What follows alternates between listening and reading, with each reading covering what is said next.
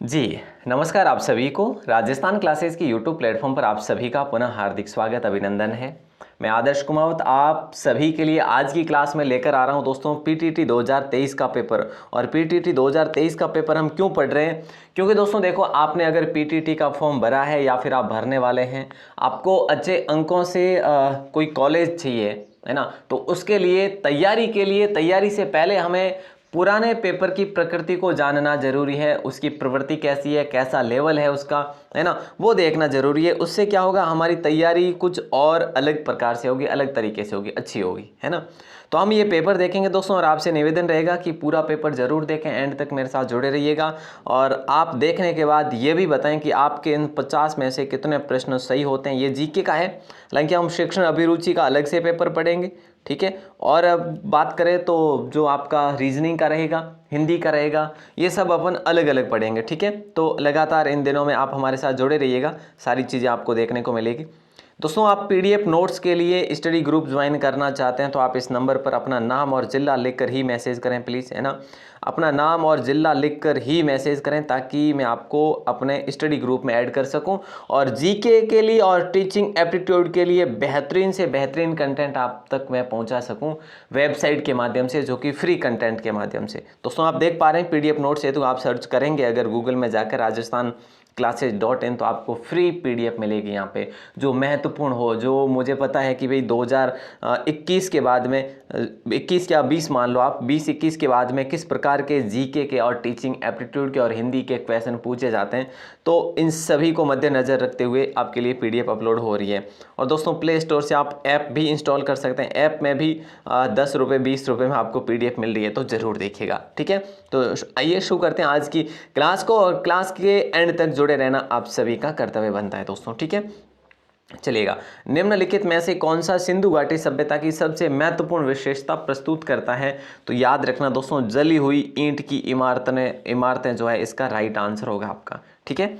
ब्राह्मण ग्रंथ वे पुस्तकें जिनका संबंध जो है भक्ति सिद्धांत से, योग से, ध्यान से या फिर कर्म कांड से। तो फिर कर्म कांड को लॉक करेंगे, ऑप्शन बी अचक व्यसन है, ठीक है। कर्म से, कांड अगर नहीं भी हो तो ध्यान रखना कर्म से है। ब्राह्मण ग्रंथ वे पुस्तकें जिनका संबंध कर्म से है, ठीक है।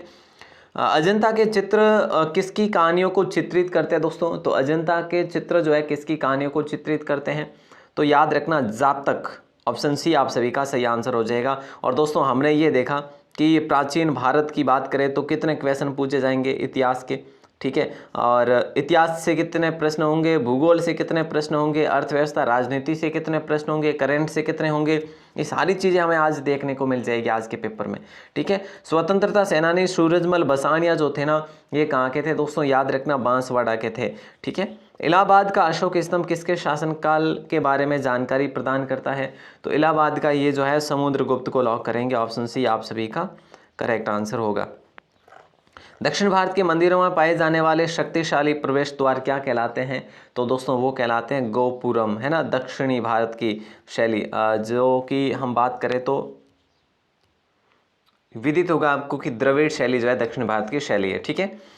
और निम्नलिखित में से किस शासक को अभिनव भट्टाचार्य के नाम से जाना जाता? तो महाराणा कुंभा होगा। ये अपना राजस्थान जीके का सवाल आ गया। 1940 के अगस्त प्रस्ताव ने किसकी गारंटी देकर कांग्रेस से समझौता करने की कोशिश की थी? इनमें से कौन सा राइट आंसर होगा? तो आप सभी का सही आंसर हो जाएगा ऑप्शन ए, यानी कि एक नया संविधान बनाने के लिए एक प्रतिनिधि भारतीय निकाय की स्थापना, ठीक है। अगला सवाल, भारत की सबसे उत्तरी सीमा कौन सी है? भारत की सबसे उत्तरी सीमा दोस्तों 37 डिग्री 6 मिनट होगा या 8 मिनट होगा, कौन सा होगा बताइए? 36 तो होगा नहीं, ठीक है। तो 2 और 3 में से कौन सा करेंगे? 36 डिग्री 6 मिनट को लॉक करेंगे, ठीक है। ऑप्शन सी आप सभी का सही आंसर हो जाएगा। वापस नीचे की ओर जाएं तो 8-4 है। वापस अगर पूर्व की साइड से जाए तो 97 है। इस साइड आपका सभी को मालूम हो तो 68 है, ठीक है। तो ये चीज़ें आपको याद रखना है। 10,000 फीट से ऊपर विश्व की सबसे लंबी राजमार्ग सुरंग किस राष्ट्रीय राजमार्ग पर स्थित है? तो याद रखना राष्ट्रीय राजमार्ग 3 पर स्थित है। अरब सागर में स्थित द्वीपों भारतीयों की सबसे महत्वपूर्ण विशेषता क्या है दोस्तों? तो याद रखना ऑप्शन बी को लॉक करेंगे हम लोग, वे सभी प्रवाल मूल के हैं, ठीक है। वे सभी प्रवाल मूल के हैं, ऑप्शन बी आपका सही आंसर होगा। देखो दोस्तों, ये आपका कितना क्वेश्चन आ गया, भूगोल का आपका दूसरा क्वेश्चन आ गया, संविधान के आपके एक प्रश्न पूछा है संविधान का अभी तक, ठीक है। और भूगोल के यूँ मान लो अर्थव्यवस्था संबंधित 3 प्रश्न आ गए, ठीक है, भूगोल और अर्थव्यवस्था से।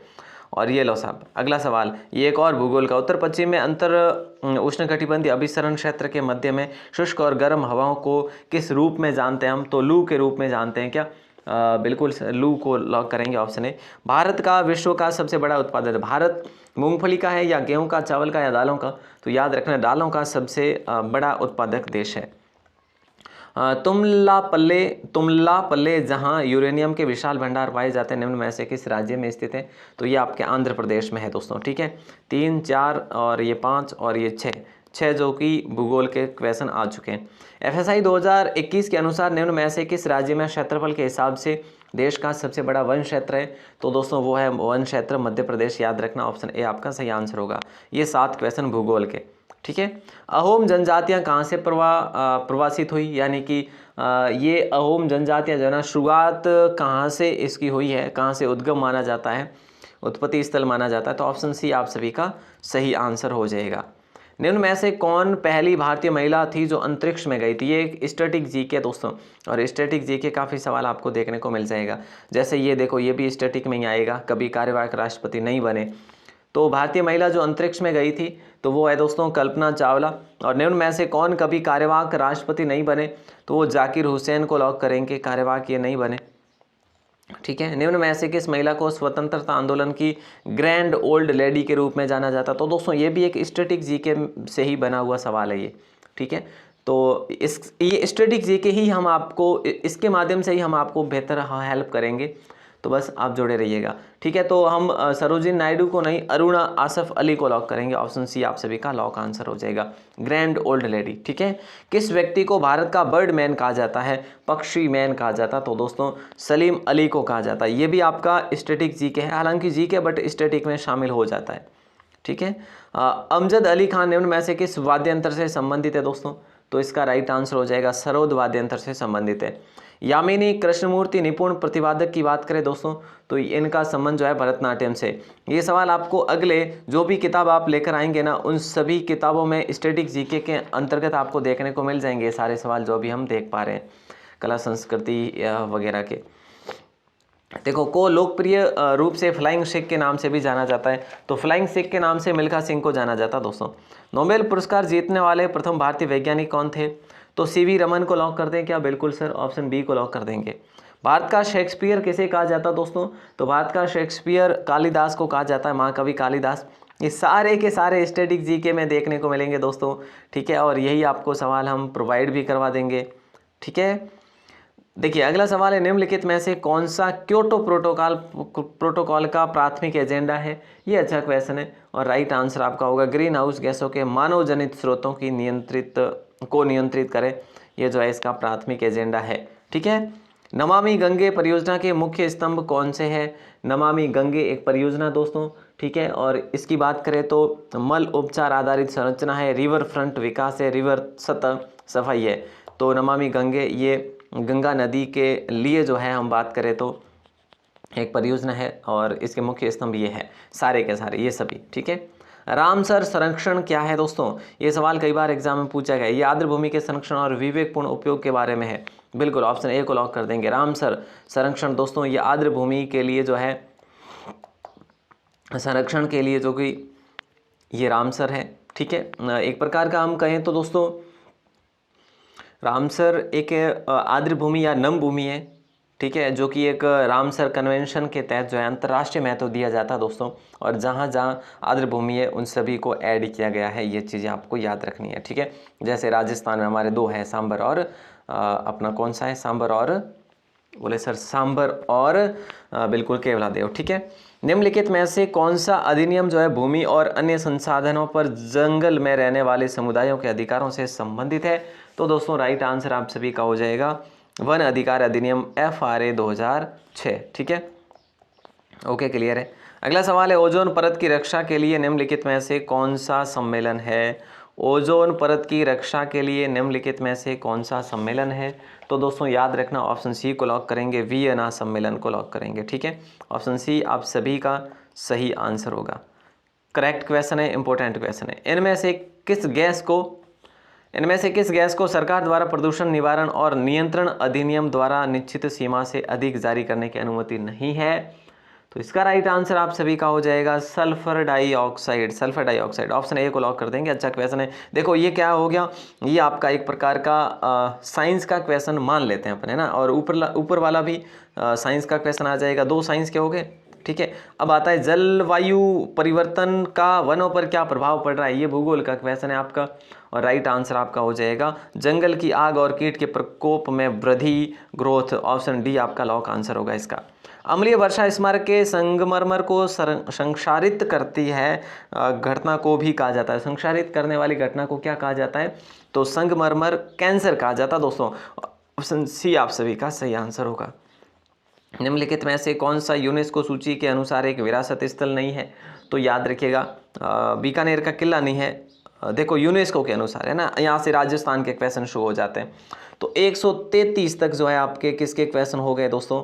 133 तक राजस्थान का, सिर्फ राजस्थान जीके में 2 क्वेश्चन ही आए हैं अभी तक, ठीक है। तो अब यहाँ से शुरू होता है, ठीक है। तो 131 मान लो। अब यहाँ से देखो, मैंने आपको बताया कई बार जो एनालिसिस भी किया आपके लिए कि 15 से ज़्यादा क्वेश्चन नहीं आएंगे, है ना। राजस्थान जीके के 15 क्वेश्चन आएंगे जीके में। तो यूनेस्को में दोस्तों केवलादेव राष्ट्रीय उद्यान है, जंतर मंतर जो कि जयपुर वाला है, जयपुर शहर भी है, लेकिन बीकानेर का किला नहीं है, ठीक है, जूनागढ़ नहीं है। राजस्थान का राज्य नृत्य कौन सा है? तो राज्य नृत्य घूमर है। राजस्थान की कौन सी जो कला है, जो कला सोने का उपयोग कर कांच पर एक सूक्ष्म चित्रकारी या मिनट पेंटिंग की जाती है? तो वो दोस्तों थेवा कला है, जो कि प्रतापगढ़ की पॉपुलर है, और सोनी परिवार इसमें सिद्धहस्त है। ऑप्शन बी आपका सही आंसर होगा। निम्न में से कौन सी नदी बंगाल की खाड़ी में गिरती है दोस्तों? निम्न में से कौन सी नदी जो है बंगाल की खाड़ी में गिरती है? तो याद रखना, अच्छा क्वेश्चन है दोस्तों। बंगाल की खाड़ी में गिरने वाली नदी है चंबल नदी, है ना। प्रागैतिहासिक स्थल कालीबंगन राजस्थान के कौन से जिले में स्थित है? तो ये कालीबंगा जो है आपके यहाँ पे हनुमानगढ़ को लॉक कर देंगे, ठीक है। क्लियर है? यस। और अगर बात करें कालीबंगन को काली चूड़ियों के नाम से उद्बोधित किया जाता है। इसका शाब्दिक अर्थ जुते हुए हल के प्रमाण हमें देखने को मिलते हैं। ग्रिड पद्धति से ऊँटों के साक्ष्य, है ना। राजस्थान पर्यटन की टैगलाइन क्या है? पर्यटन की टैगलाइन की बात करें दोस्तों तो ये है the incredible state of India. The incredible state of India, ये सी ऑप्शन आप सभी का करेक्ट आंसर हो जाएगा। खातौली के युद्ध में राणा सांगा ने किसे हराया था? देखिए दोस्तों, खातौली के युद्ध में राणा सांगा ने किसे हराया था? तो राइट आंसर आपका होगा इब्राहिम लोदी को हराया था। और खातौली के युद्ध की बात करें तो ये किससे पहले हुआ था? ये बयाना से पहले हुआ था, 1517 में हुआ था, याद रखिएगा, ठीक है। तेजाजी मेला हर साल राजस्थान में निम्न में से किस स्थान पर आयोजित किया जाता है? तेजाजी मेला तो दोस्तों ये परबतसर में आयोजित किया जाता है। ऑप्शन डी आप सभी का सही आंसर होगा। राजस्थान भारत का पहला ऐसा राज्य बन गया जिसने बड़े पैमाने पर संचयी सौर प्रतिष्ठानों के लगभग कितने जो है जीवी को पार कर लिया दोस्तों? गीगावाट को पार कर लिया है। तो याद रखेंगे 10 गीगावाट को पार कर लिया है, केवल और केवल किसमें? संचयी सौर प्रतिष्ठानों में, सौर ऊर्जा के क्षेत्र में। ऑप्शन बी आपका करेक्ट आंसर होगा। ये क्वेश्चन भी शानदार है। Sports for SFA sporting services किस इवेंट के पावर्ड बाय स्पॉन्सर के रूप में शामिल हुई? तो दोस्तों राइट आंसर होगा खेलो इंडिया यूथ गेम्स को लॉक करेंगे, ऑप्शन बी को। और इस प्रकार के क्वेश्चन कहाँ से देखने को मिलेंगे? करंट से। और करंट के लिए आपको अलग से बुक परचेज करनी पड़ेगी दोस्तों। आप किसी वो जो मल्टीपल बुक आती है उसके भरोसे मत रहना। करंट का आप अलग से एक मूमल पब्लिकेशन ले आए, उसको पढ़ेंगे तो लगभग 5 से 7 प्रश्न आपके करंट से आएंगे, पूछेंगे, ठीक है। अगला सवाल है, देखिए कि वयम रक्षामः, हम रक्षा करते हैं, किस सशस्त्र बल का आदर्श वाक्य है? ये एक आपका स्टैटिक जीके। और दोस्तों मैं आपको बता दूं स्टैटिक जीके की बात करें 15 से 20 प्रश्न जो आपको स्टैटिक जीके से देखने को मिल जाएंगे 100%, है ना। 15 तो आप मान के चलो। तो ये किसका है दोस्तों? तो ये है भारतीय तट रक्षक का है। राजस्थान सरकार की किस योजना के तहत महिलाओं के बेहतर स्वास्थ्य प्रबंधन के लिए महिलाओं और किशोरियों को हर महीने 12 सैनिटरी नैपकिन मुफ्त प्रदान किए जा रहे हैं? तो दोस्तों उड़ान शक्ति क्या होगा राइट आंसर? बोले सर उड़ान को लॉक करेंगे, ठीक है। निम्न में से किस शहर में आयुष मंत्रालय ने विश्व होम्योपैथी दिवस पर वैज्ञानिक सम्मेलन आयोजित किया? तो दोस्तों याद रखना नई दिल्ली में किया। ऑप्शन बी आप सभी का सही आंसर होगा। 27 फरवरी को प्रधानमंत्री श्री नरेंद्र मोदी द्वारा कर्नाटक में निम्न में से किस हवाई अड्डे का उद्घाटन किया गया था? तो दोस्तों ये किया गया था आपके शिवमोगा हवाई अड्डा। दोस्तों ये इस प्रकार के क्वेश्चन ये सेम नहीं पूछा जाएगा, ये तो करंट का क्वेश्चन है, याद रखना करंट के अभी के आपको हाल ही के क्वेश्चन पूछे जाएंगे। क्लियर है ना, मार्च से पहले पहले के, ठीक है। हाँ, जून में आपका एग्ज़ाम होने वाला है और करंट अफेयर आपको मार्च से पहले पहले का पढ़ना होगा, ठीक है। ओके, किस देश को टैक्स हेवन के रूप में जाना जाता है जिसने पहली बार फेडरल कॉर्पोरेट टैक्स प्रस्तावित किया दोस्तों? तो याद रखना ऑप्शन सी को लॉक करेंगे, संयुक्त अरब अमीरात को लॉक करेंगे। ऑप्शन सी आप सभी का सही आंसर होगा। कौन सा शहर 2023 में 5वें आसियान भारत व्यापार शिखर सम्मेलन का मेज़बान है? तो दोस्तों याद रखना कुआलालंपुर, ठीक है, कुआलालंपुर, ठीक है। TLMAL भारत के टाटा समूह और किस देश के समक्ष के बीच एक संयुक्त उद्यम है? TLMAL, ठीक है, TLMAL। तो ऑप्शन USA को लॉक करेंगे दोस्तों।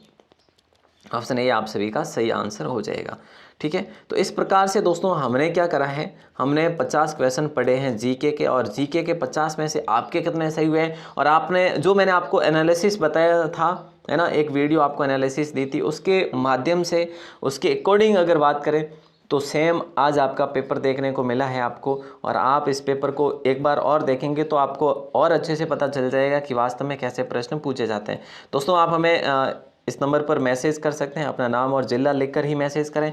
PDF नोट्स के लिए सर्च कर सकते हैं, और प्ले स्टोर से ऐप डाउनलोड ज़रूर करें राजस्थान 360 के नाम से, ठीक है। और बाकी सारे सब्जेक्ट के आपको मिलेंगे, है ना, सॉल्यूशन। और मैं आपसे बात करूं तो पूरे जो आज तक के पेपर हुए हैं, आज तक से के तो नहीं तो लेकिन 2020 तक के मैं आपके लिए सॉल्यूशन करवाने का प्रयास करूंगा, 2020 तक के पेपर, ठीक है। तो ज़रूर आप हमारे साथ जुड़ी रहिएगा, बहुत फ़ायदा होने वाला है आप सभी को, और ऑल द बेस्ट आप सभी को। मिलते हैं अगली क्लास में, तब तक के लिए शुक्रिया। जय हिंद, वंदे मातरम। सब्सक्राइब करके जाना ताकि आपको अगली वीडियो भी मिल सके। धन्यवाद।